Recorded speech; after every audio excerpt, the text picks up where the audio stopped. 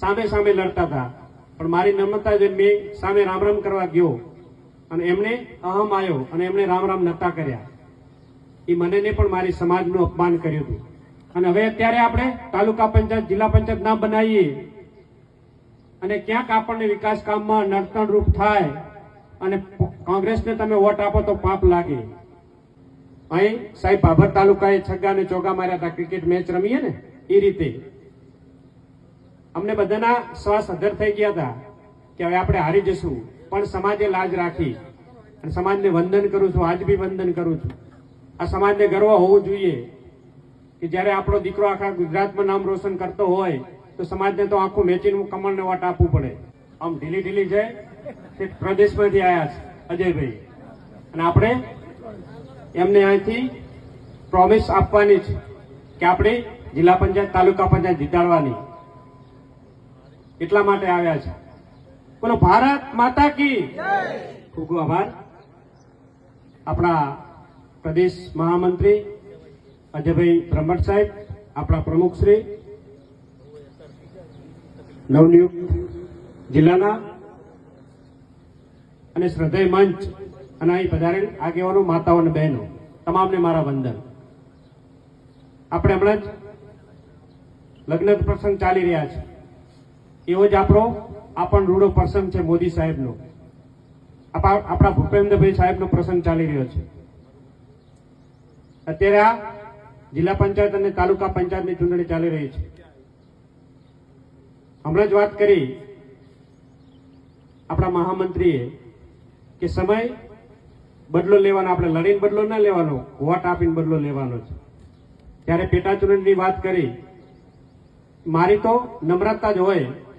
હું હંમેશા નમ્રતા માનું, દરેકને નમવા વાળો છું.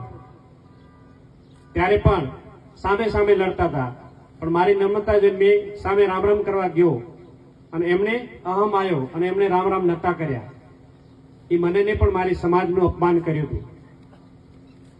અને અત્યારે જિલ્લાના પ્રમુખ તરીકે અને બધું સંચાલન કોંગ્રેસનું કરી રહ્યા છે. એનો બદલો લેવાનો સમય અત્યારે આવ્યો છે. એ બદલો લેવાનો છે. બીજું કહું કે આ તમારા દીકરાને ભારતીય જનતા પાર્ટીએ તમે બધે આશીર્વાદ આપી અને પેટા ચૂંટણીમાં જીતાડ્યો. અહીં સાહેબ ભાભર તાલુકાએ છગ્ગા અને ચોગ્ગા માર્યા હતા, ક્રિકેટ મેચ રમીએ ને એ રીતે અમને બધાના શ્વાસ અધર થઈ ગયા હતા કે હવે આપણે હારી જશું, પણ સમાજે લાજ રાખી અને સમાજને વંદન કરું છું. આજ બી વંદન કરું છું. સમાજનો જયારે વારો આવ્યો ત્યારે સમાજે લાજ રાખી અને દીકરાને જીતાડ્યો. તો પાર્ટીએ પણ આપવામાં બાકી નથી રાખ્યું. પાર્ટીએ સમાજને ખૂબ બધું આપ્યું છે. જ્યારે તમે જીતાડ્યો, પ્રથમવાર ગુજરાતની અંદર 11 મહિના થયા હોય અને સરકારની અંદર સમાવેશ કર્યો હોય તો તમારા દીકરાનો કર્યો છે. આ સમાજને ગર્વ હોવું જોઈએ કે જ્યારે આપણો દીકરો આખા ગુજરાતમાં નામ રોશન કરતો હોય તો સમાજને તો આખું મેચીને કમળને વોટ આપવું પડે. આપવું પડે કે નહીં? તમને પૂછું છું, ભરોસો છે મારા ઉપર તમને? તો ભરોસો હોય તો બે હાથ ઊંચા કરીને તાળી પાડો. તો તમને ભરોસો હોય મારા ઉપર અને ભારતીય જનતા પાર્ટી આપણને આટલું બધું આપ્યું હોય તો તમારે આખું મેચીને ભારતીય જનતા પાર્ટીને આપવાનો સમય આવ્યો છે. આ જિલ્લા પંચાયત અને તાલુકા પંચાયત જીતાડવાનો સમય આવ્યો છે. આપણે જીતાડવી જ પડે. તમારે વોટ આપવું જ પડે. તમારો જ દીકરો છું, તમારો જ છું અને તમારા માટે લડતો રહીશ. જ્યારે પાર્ટી આટલું બધું આપણને આપતી હોય, જિલ્લા પ્રમુખ પણ આપણને આપ્યા, આ પણ મિનિસ્ટર જેટલો જ હોદ્દો છે. નાનું પદ વાલથરા જિલ્લામાં નથી આપ્યું. નવો જિલ્લો છે, બહુમતી વાળો જિલ્લો છે અને આ જિલ્લાને આપણે પ્રથમ હરોળમાં બનાવવાનો છે.